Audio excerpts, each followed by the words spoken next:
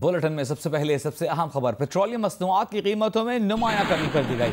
Notification जारी कर दिया गया। पेट्रोल की नई कीमत 15 रुपए कमी के बाद 81 रुपए 58 पैसे फी लीटर हो गई। हाई स्पीड डीजल की कीमत 27 रुपए 15 पैसे कमी के बाद 80 रुपए 10 पैसे फी लीटर मुकर्रर। मिट्टी के तेल की कीमत में 30 रुपए फी लीटर कमी कर दी गई है। नई कीमत 47 रुपए 44 पैसे हो गई। लाइट डीजल की कीमत में भी 15 रुपए फी लीटर कमी की गई है।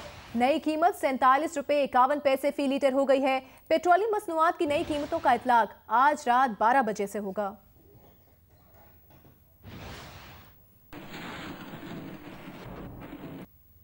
वज़ीर-ए-आज़म इमरान खान ने एक बार फिर मुकम्मल लॉकडाउन की मुखालिफत कर दी। कहा कि अगर कोरोना की बीमारी से सिर्फ गरीब शिकार होते तो कभी लॉकडाउन करने में इतनी तेजी न दिखाई जाती। जब ये देखा गया कि कोरोना अमीरों और गरीबों में तमीज नहीं कर रहा तो अशराफिया ने घबरा कर लॉकडाउन कर दिया। गरीब दिहाड़ीदारों और मेहनत कशों का ना सोचा। वज़ीर-ए-आज़म ने भारतीय वज़ीर-ए-आज़म नरेंद्र मोदी पर भी तनकीद की। कहा 50 इंच के सीने वाला मोदी भी इतना डरपोक निकला कि पूरा मुल्क ही बंद कर दिया।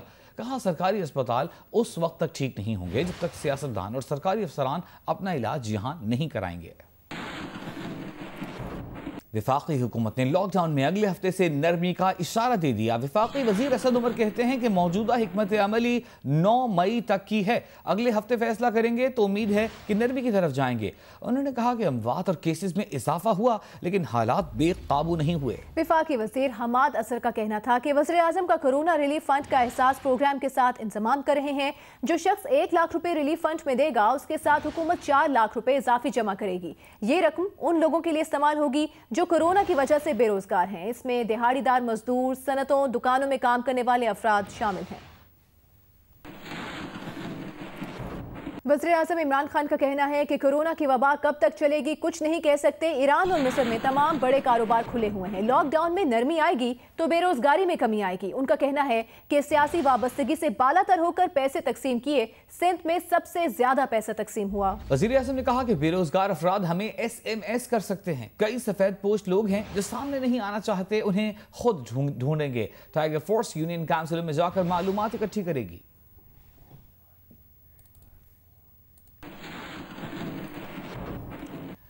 और कुछ दीगर खबरें शामिल करेंगे। शहबाज शरीफ ने नवाज शरीफ के वारंट गिरफ्तारी जारी होने की शदीद मजम्मत की है। कहा है कि नवाज शरीफ अदालती हुक्म के तहत बैरून मुल्क इलाज के लिए गए। नैब का इक़दाम कानून की खुली तौहीन और अदालती अहकामात के सरासर खिलाफ है। नवाज शरीफ जेरे इलाज हैं। नैब का इकदाम सरासर बदनीयती है। इमरान खान पूरी कौम को अपने सियासी इंतकाम की भेंट चढ़ा रहे हैं। शहबाज शरीफ का मजीद कहना था कि नवाज शरीफ का 34 साल पुराने केस में वारंट जारी करना नैब नयासी गठजोड़ की बदतरीन मिसाल है। इमरान खान कोरोना की रोकथाम, गरीबों को रिलीफ की फराहमी में नाकाम हो चुके हैं। अवाम की तवज्जो अपनी नाकामियों से हटाने के लिए ये नया हथकंडा इख्तियार किया गया है।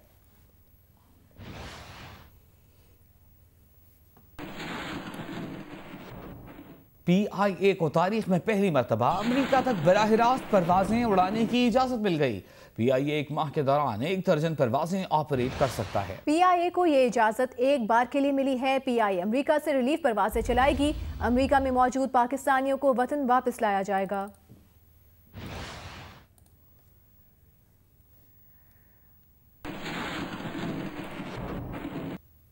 जियो न्यूज ने मसला उठाया। पंजाब हुकूमत को डॉक्टर्स की तनख्वाहों से कटौती वापस लेना पड़ गई। वज़ीर आला पंजाब का हेल्थ केयर वर्कर्स के लिए अलाउंस नोटिफिकेशन फौरी जारी करने का हुक्म। 1 अप्रैल से काम करने वाले फ्रंटलाइन वर्कर्स को कोरोना ड्यूटी पर डबल तनख्वाह और 40 से 80 लाख तक के शहीद पैकेज लाइफ इंश्योरेंस का ऐलान। डॉक्टर्स ने तनख्वाहों की कटौती पर कहा था कि रिस्क अलाउंस या इंश्योरेंस देने की बजाय तनख्वाह काटकर हुकूमत ने तिब्बी अमले की खिदमात पर खिराज तहसीन पेश किया है।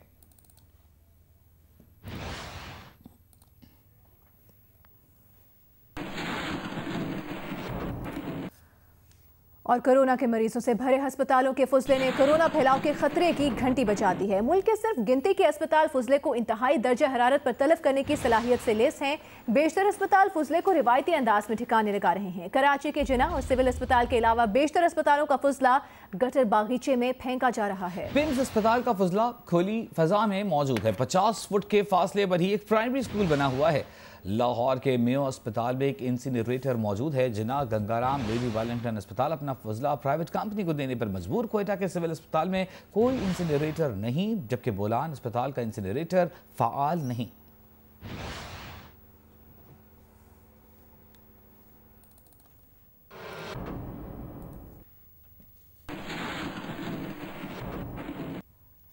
वज़ीर आला बलूचिस्तान की ज़ेर सदारत फूड सिक्योरिटी और गंदम की खरीदारी पर इजलास हुआ। गंदम की खरीदारी के अमल में ताखीर पर तशवीश का इजहार किया गया। इजलास को महकमा खुराक की गंदम खरीदारी कमेटी ने ब्रीफिंग दी। सूबाई सेक्रेटरी महकमा खुराक ने बताया कि गंदम की फरोख्त के लिए काश्तकारों पर नैब ने शर्त आयद की है। नैब की शर्त के बायस मुसलसल मुश्किलात का सामना है। नैब का इक़दाम गंदम की खरीदारी के अमल में रुकावट है। फर्द पेश करने की शर्त खत्म किए बगैर गंदम की खरीदारी मुमकिन नहीं है।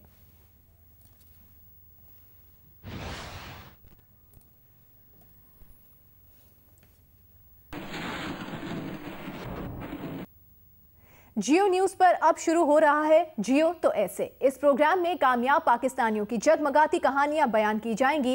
इन कहानियों को यकजा करने में अहम किरदार अदा किया है जंग और जियो के chief technical officer doctor Umar Saif ने। जी हां, डॉक्टर उमर सैफ इस शानदार सिलसिले के मेजबान भी हैं। जुमे को इस सिलसिले की पहली किस्त नशर होगी, जिसमें हमजा अली अब्बासी, ASP आमिना बेग और हैवानात के हुकूक पर आवाज उठाने वाली आयशा चंद्रीगर अपने सफर के बारे में पाकिस्तानियों को आगाह करेंगे। सुनेंगे हम जियो तो ऐसे में वो कहानियां जो बदल रही हैं पाकिस्तान का मुस्तकबिल। अपनी हिम्मत से, हौसले से, लगन से, मेहनत से और अज़म से। इसमें एक पुलिस ऑफिसर है, आमना उनका नाम है, मुश्किलात से गुजरती है, सियासी दबाव से गुजरती है, लेकिन फिर भी हमारी जानो माल की हिफाजत करती है। इसी तरह एक एयरफोर्स की फाइटर पायलट। पाकिस्तान चंद मुल्कों में से दुनिया के जहाँ पे खवातीन लड़कियाँ लड़ाका तैयारा कहते हैं वो उड़ाती हैं। क्योंकि जब मैं डॉग फाइटिंग करती हूँ अगेंस्ट माई फियांसे जो खुद भी F-16 उड़ाता है और मैं उसको डॉग फाइट में हरा लेती हूँ। हमने फैसल सुल्तान को बुलाया जिन्होंने शौकत खानम अस्पताल बनाया, कैसे अमेरिका से छोड़ के पाकिस्तान आए, ख्वाब के पीछे। हमने डॉक्टर अब्दुल बारी को बुलाया जो इंडस अस्पताल कराची चलाते हैं, जहाँ पे सबका फ्री इलाज किया जाता है। अमजद साकिब को जो कि गरीबों को माइक्रो फाइनेंस लोन्स देते हैं इंटरेस्ट के बगैर, सूद के बगैर। पाकिस्तान के उफक पे जगमगाते सितारे जिन्हें देखकर हम कहते जियो तो ऐसे। जंग ग्रुप और जियो के editor in chief Mir Shakeel उर रहमान की गिरफ्तारी के खिलाफ लाहौर में एहतजाज का सिलसिला जारी है। सीनियर सहाफ़ी और वकला नुमाइंदगान ने एहतजाज में शिरकत करके मीर शकील उर रहमान की गिरफ्तारी की शदीद मजम्मत की। रिपोर्ट देखिए।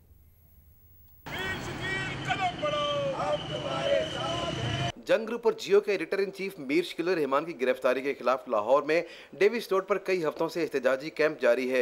सीनियर सहाफ़ियों और वकला नुमाइंदों ने एहतजाज में शिरकत करके मीर शकील उर रहमान और जंग जियो ग्रुप से इज़हार यकजहती किया। मुकर्रीरीन ने मीर शकील उर रहमान के खिलाफ निजी प्रॉपर्टी केस बनाने की शदीद मजम्मत की और कहा कि उनकी गिरफ्तारी मीडिया की आज़ाद आवाज़ दबाने की कोशिश है। मीर शकील उर रहमान को सहाफ़त की इलामत समझते हुए हमने उनकी आज़ादी के लिए दिन रात एहतजाज करना है। मीर शकील उर रहमान को एक नाजायज़ और बेगुनाह मुकदमे में गिरफ्तार किया गया है। हम उसकी पुरजोर मजम्मत करते हैं। गिरफ्तार करने का मकसद चौथे सुतून यानी सहाफ़त को तबाह करने, सहाफ़त पर कब्जा करने की एक साजिश है और हम ये साजिश कामयाब नहीं होने देंगे। ये आज़ादी इज़हार राय की सिर्फ जद्दोजहद और जंग नहीं है, बल्कि अवाम की आज़ादी की भी जंग है। एडिटर इन चीफ जंग जियो ग्रुप मीर शकील उर रहमान की गैर कानूनी गिरफ्तारी के खिलाफ कराची में जॉइंट एक्शन कमेटी का एहतजाज मुसलसल जारी है। सीनियर सहाफ़ियों का कहना है कि अगर मीर शकील उर रहमान को जल्द रिहा न किया गया तो एहतजाज का दायरा बढ़ा दिया जाएगा। तफसीलात उमैमा मलिक से। सहाफ़ियों और वकला बरादरी का मुतालबा एक ही है कि मीर शकील उर रहमान की बिला जवाज गिरफ्तारी को खत्म करो। जंग जियो के दफ्तर के सामने ज्वाइंट एक्शन कमेटी का एहतजाज 52 रोज से जारी है, जहां दीगर मीडिया ग्रुप से वाबस्ता सहाफ़ियों का भी यही कहना है कि मीर शकील की गिरफ्तारी मीडिया को दबाव में लाने का हथकंडा है, जिसका हर सतह पर मुकाबला किया जाएगा। हर वो शख्स आजाद करवाएंगे जिसको नेमनियाजी गठजोड़ ने साजिश के तहत गिरफ्तार करके रखा हुआ है। एक भी केस आपने प्रूव नहीं किया अभी तक। आपने इस कौम का वक्त जाया किया है। जमहूरियत का हिस्सा जो है वो लाजमी हिस्सा मीडिया होता है। सहाफत जमहूरियत का लाजमी जुज है। मुजाहरे में शरीक वकला बरादरी के नुमाइंदों का कहना था कि मीर शकील उर रहमान पर कोई केस साबित नहीं हुआ। बदनीयती पर मबनी गिरफ्तारी के खिलाफ वो सहाफ़ियों के साथ शाना बशाना खड़े रहेंगे। कैमरामैन मोहम्मद साजिद के साथ उमैमा मलिक, जियो न्यूज़, कराची। जंग ग्रुप के editor in chief Mir Shakeel Rahman की गैर कानूनी गिरफ्तारी और आज़ादी सहाफ़त के लिए रावलपिंडी में जंग, द न्यूज़, जियो न्यूज़ के वर्कर्स का एहतजाज जारी रहा। मुल्क भर की ताजी तंजीमों के कायदीन, PFUJ, RIUJ के अरकान, सियासी कारकुनान, डॉक्टर्स एसोसिएशन के नुमाइंदगान, वुकला यूनियन, मजदूर यूनियन और सीनियर सहाफ़ियों ने पाकिस्तान की अदालतों से मीर शकील रहमान को इंसाफ देने का मुतालबा किया। जॉइंट वर्कर्स एक्शन कमेटी ने ऐलान किया कि 3 मई को पार्लियामेंट हाउस के सामने एहतजाज किया जाएगा। मुल्तान में एडिटर इन चीफ जंग, जियो न्यूज़ मीर शकील रहमान की गिरफ्तारी के खिलाफ एहतजाज का सिलसिला जारी है। मुल्तान में जंग बिल्डिंग के बाहर मीर शकील रहमान की गिरफ्तारी के खिलाफ मुजाहिरा किया गया। मुजाहिरे में जंग, जियो वर्कर्स के अलावा पीपल्स पार्टी के रहनुमाओं ने भी शिरकत की। मुजाहिरीन ने मीर शकील रहमान की फौरी रिहाई का मुतालबा किया।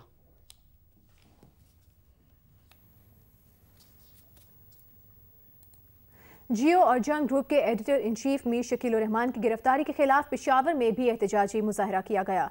मुजाहिरीन ने हुकूमत से मुतालबा किया कि मीर शकील रहमान को फौरी तौर पर रिहा किया जाए। मुजाहरे में सहाफ़ियों और मीडिया वर्कर्स ने शिरकत की। मुजाहिरीन का कहना था कि मीर शकील रहमान की गिरफ्तारी बदनीयती पर मबनी है। जंग ग्रुप को सच और हक की आवाज़ बुलंद करने की सजा दी जा रही है। मुजाहिरीन ने मुतालबा किया कि मीर शकील रहमान को फौरी तौर पर रिहा किया जाए। सिंध हुकूमत की जानिब से रमज़ान में लॉकडाउन से मुताल्लिक़ याद दहानी। महकमा दाखिला सिंध का कहना है कि रमज़ान में भी शाम 5 बजे से सुबह 8 बजे तक पाबंदियाँ बरकरार रहेंगी। रमज़ान में पाबंदियाँ जारी रखने का नोटिफिकेशन 24 अप्रैल को जारी किया गया था, जिसके मुताबिक रमज़ान में डेयरी शॉप सुबह 8 बजे से रात 8 बजे तक खुली रहेंगी। डेयरी शॉप्स पर इफ्तारी के सामान की फरोख्त की इजाज़त नहीं होगी। रमज़ान में समोसा, पकौड़ा, फ्रूट चाट, होम डिलीवरी की इजाज़त होगी। रमज़ान में तमाम दुकानदारों को डिलीवरी के दौरान SOPs पर अमल करना होगा। कोरोना की वबा के बायस नमाज तरावी घर पर अदा करें।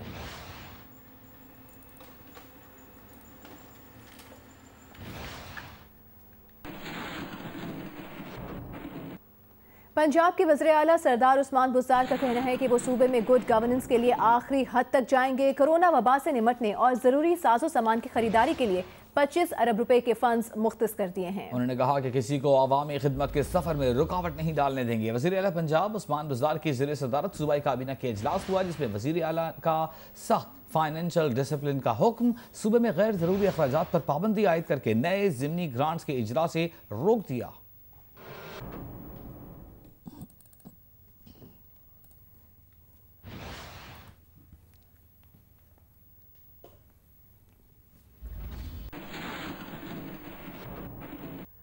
लाहौर के मजंग अड्डे के करंतना में मौजूद एक मरीज ने हुकूमत के खिलाफ शदीद गम गुस्से का इजहार किया है और कहा है कि उन्हें करंतना में बेयारो मददगार छोड़ दिया गया है। इंतहाई नागुफ्ता बेहालात हैं और न डॉक्टर्स आते हैं, उन्हें कैद करके रख दिया गया है।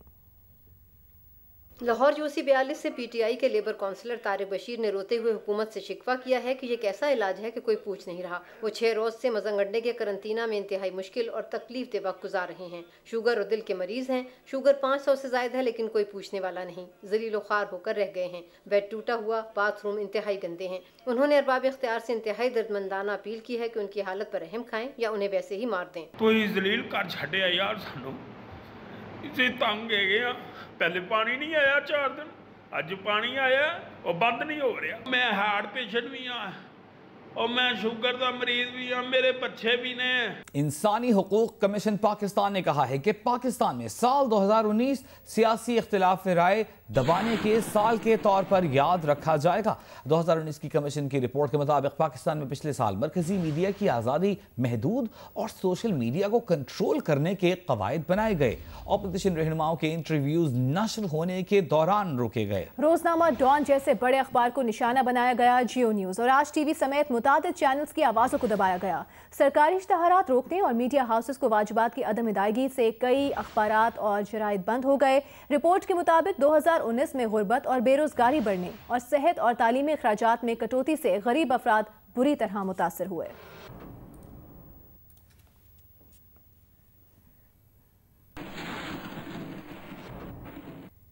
स्टेट बैंक की रीफाइनेंसिंग स्कीम को जबरदस्त पजीराई मिली। स्टेट बैंक एलामिये में कहा गया है कि रीफाइनेंसिंग स्कीम मुलाजमीन के तहफ़्फ़ुज़ के लिए लाया गया है। कर्ज उन कंपनीज को दिया जाएगा जो अगले 3 माह तक मुलाजमीन ना निकालने का वादा करें। स्टेट बैंक का कहना है कि पहले 2 रोज में 65 अरब रुपए मालियत के कर्जों की दरखास्तें मौसूल हुई हैं।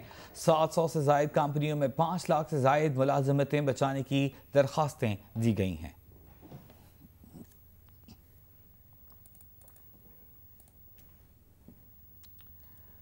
PIA ने एसोसिएशंस के साथ तमाम वर्किंग एग्रीमेंट्स मंसूख कर दिए। फालपा, सासा, सैप, अटॉप और फाका की मैनेजमेंट से बार्गेनिंग करने की गैर कानूनी हैसियत खत्म कर दी। तर्जुमान का कहना है कि दीगर इदारों के बरक्स PIA में गिरोहों की तादाद बहुत ज्यादा थी जो PIA इंतजामिया के मुतवाज़ी निज़ाम चला रहे थे।